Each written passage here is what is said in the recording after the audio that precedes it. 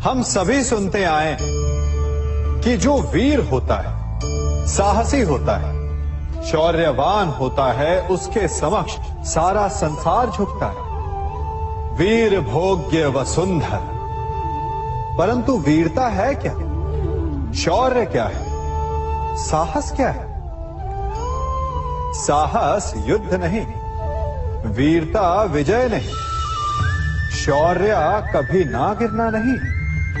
साहस किसी चुनौती के समक्ष खड़े होने का भाव है, तो वीरता उस चुनौती को उत्तर देने के लिए पूर्ण परिश्रम लगा देना है। और शौर्य का अर्थ है गिरकर फिर से उठने का साहस रखना, बार बार प्रहार करके वीरता दिखाना, निरंतर प्रयास करते रहना, निरंतर परिश्रम करते रहना। इसलिए विजयी होने से अधिक महत्वपूर्ण है शौर्यवान होना, क्योंकि जो शौर्यवान है उसे विजय मिलना निश्चित है। कभी किसी पक्षी को घोंसले की नींव बनाते देखा है? अथक परिश्रम करके तिनका तिनका बिटोर कर वो पक्षी अपना घोंसला बनाता है, अपनी संतान के लिए एक सुरक्षित घर बनाता है।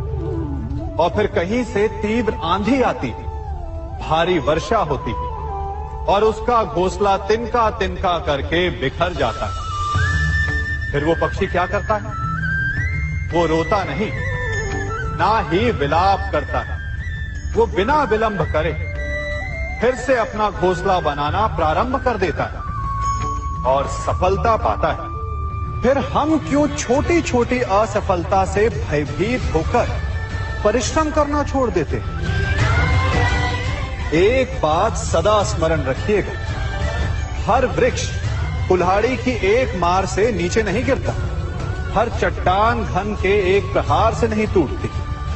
सफलता पाने के लिए अनावरत परिश्रम करना ही मात्र एक मार्ग है। स्वीकारण, सत्य का स्वीकारण मनुष्य के लिए बहुत ही महत्वपूर्ण है। जब तक मनुष्य सत्य को स्वीकार नहीं करता, उसे असत्य से लड़ने की शक्ति प्राप्त नहीं होती। जब आप भोजन करते हैं तो क्या होता है?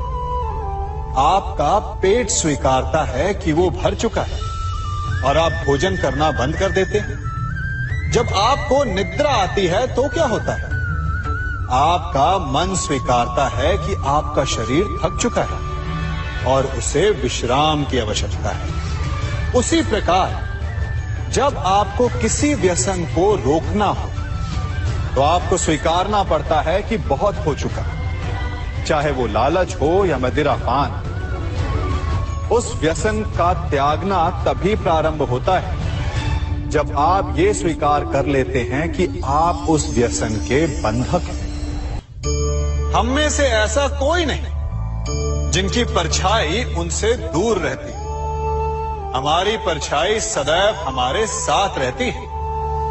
कदाचित हमारी परछाई हमारे कर्मों के फलों का संकेत है। कदाचित इसी कारण कई बार हमें अपनी परछाई से भय भी लगता है, परंतु इस भय से निवारण पाने का एक साधन अवश्य है। वो है सूर्य की ओर मुख करना या किसी प्रकाश के स्रोत की ओर मुख करना, क्योंकि तब हमें हमारी परछाई दिखाई नहीं देती। यदि इसे जीवन के संदर्भ में देखें तो ये प्रकाश का स्रोत शुभ कर्मों की चेतना है। यदि आपके मन में शुभ कर्म करने की इच्छा है तो आपको कभी भी अपने कर्मों के फल का भय नहीं होगा, क्योंकि यदि आपका मन शुद्ध होगा तो आपके कर्म शुद्ध होंगे और शुद्ध कर्मों का फल कभी अशुद्ध नहीं हो सकता।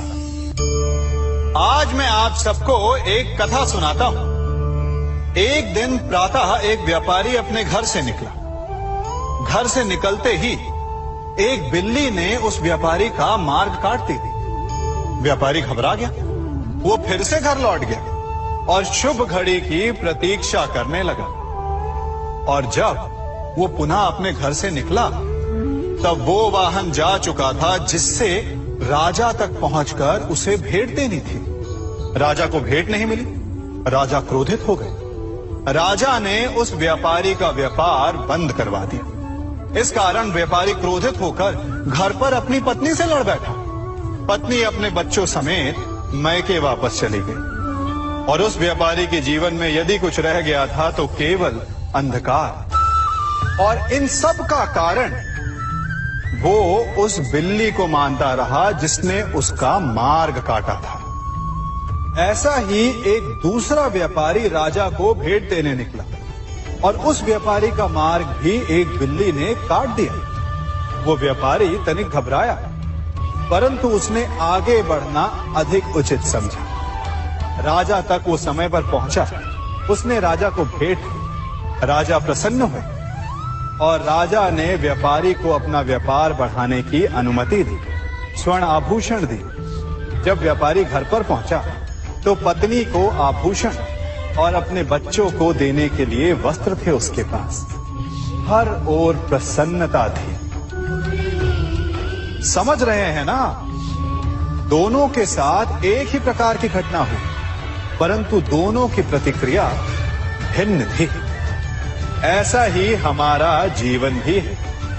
हमारे जीवन में प्रारब्ध का अपना स्थान है, परंतु उससे कई अधिक महत्वपूर्ण हमारी प्रतिक्रिया, हमारे सोच का प्रभाव है। क्योंकि यही हमारे जीवन को आकार देते हैं। इसलिए अपनी सोच को सकारात्मक रखिए। आपका जीवन सदैव आनंदमय रहेगा।